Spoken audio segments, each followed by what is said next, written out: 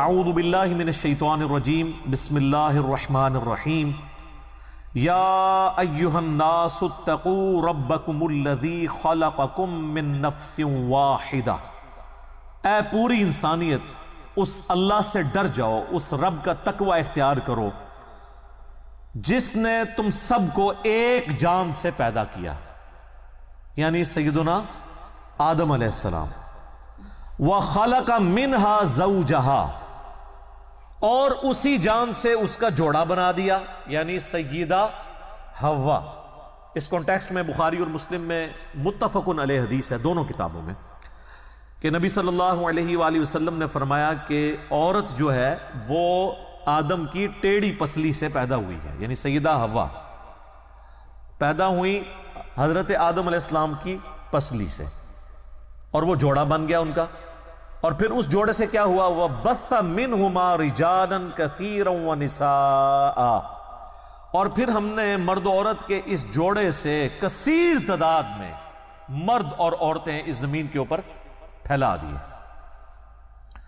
اس کی تفصیل ہمیں قرآن و حدیث میں نہیں ملتی کہ یہ کس طریقے سے ہوا، البتہ سابقہ جو ہمارے پاس نالج ہے اسرائیلی روایات کی شکل میں جیوز اور کرسچنز کے ہاں، اس سے ہمیں تھوڑا بہت اس کا اشارہ ملتا ہے کہ حضرت آدم اور سیدہ حوا علیہم السلام، ان کے ہاں ایک جوڑا صبح کے وقت پیدا ہوتا تھا اور ایک جوڑا شام کے وقت، اور وہ بڑے مختصر وقت میں جوان بھی ہو جاتے تھے، چونکہ اللہ نے اب سٹارٹ تو لینا تھا نا، سٹارٹ کے وقت تو کچھ نہ کچھ ایسی ایکٹیویٹی پرفارم ہونی تھی نا، اور پھر جو صبح کے وقت جوڑا ہوتا تھا نا اس کا کراس شام والے جوڑے کے ساتھ ہوتا تھا، یعنی صبح کے وقت جو لڑکا تھا اس کا نکاح شام والی لڑکی کے ساتھ، اور جو شام والا لڑکا ہے اس کا صبح والی لڑکی کے ساتھ، اس طرح کراس ہوتا تھا۔ اور جب یہ سلسلہ شروع ہو گیا اس کے بعد پھر اللہ تعالیٰ نے جو بہن اور بھائی والا رشتہ ہے، جو پہلے اس وقت میں ظاہر ہے کہ ایز اے لاسٹ ریزارٹ اس کو آغاز کرنے کے لیے وقتی طور پر حلال تھا، اس کو قیامت تک کے لیے حرام کر دیا۔ وہ ابدی حرمت والے رشتے کون کون سے ہیں وہ بھی سورۃ النساء میں آ جائیں گے۔ تو اس طریقے سے یہ معاملہ چلا، اور اسی کانٹیکسٹ میں وہ قابیل اور حابیل کا واقعہ بھی ملتا ہے، وہاں پہ بھی ان کا کنفلکٹ اسی بات پہ ہوا تھا، اس پہ میری ڈیٹیل ویڈیو ریکارڈڈ ہے، سورۃ المائدہ میں وہ واقعہ آئے گا، پھر انشاءاللہ اس پہ ہم گفتگو کریں گے۔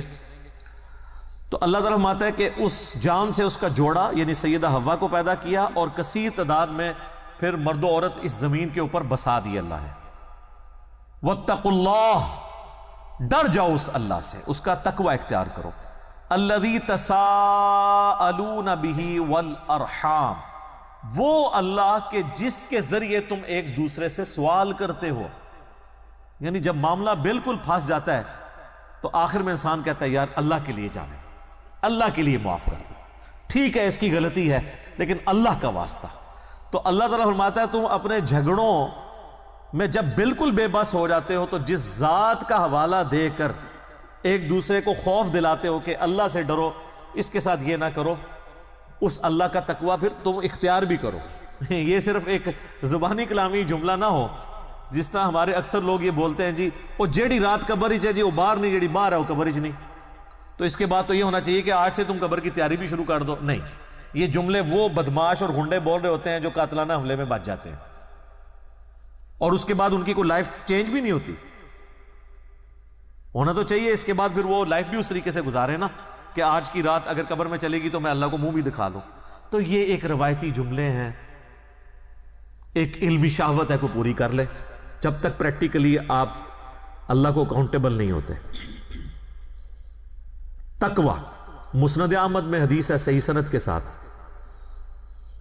اللہ کے محبوب صلی اللہ علیہ وآلہ وسلم نے حجۃ الوداع پہ جو خطبہ دیا تھا اس میں یہ الفاظ بھی تھے، مسند احمد میں آئے ہیں کہ آپ صلی اللہ علیہ وآلہ وسلم نے فرمایا کہ لوگو تم سب کے سب آدم کی اولاد ہو، اور آدم کو اللہ نے مٹی سے پیدا کیا تھا، کسی گورے کو کالے پر، کسی کالے کو گورے پر، کسی سرخ کو سیاہ پر، کسی سیاہ کو سرخ پر کوئی فضیلت حاصل نہیں ہے سوائے تقوی کے۔ یہاں پہ بار بار آ رہا ہے جو اللہ سے جتنا ڈر گیا۔ سورۃ الحجرات میں بھی آیا نا، ان اکرمکم عند اللہ اتقاکم، تم میں سے اللہ کے حضور مرتبے والا وہ ہے جو پرہیزگار ہوگا، اللہ سے ڈرنے والا ہوگا۔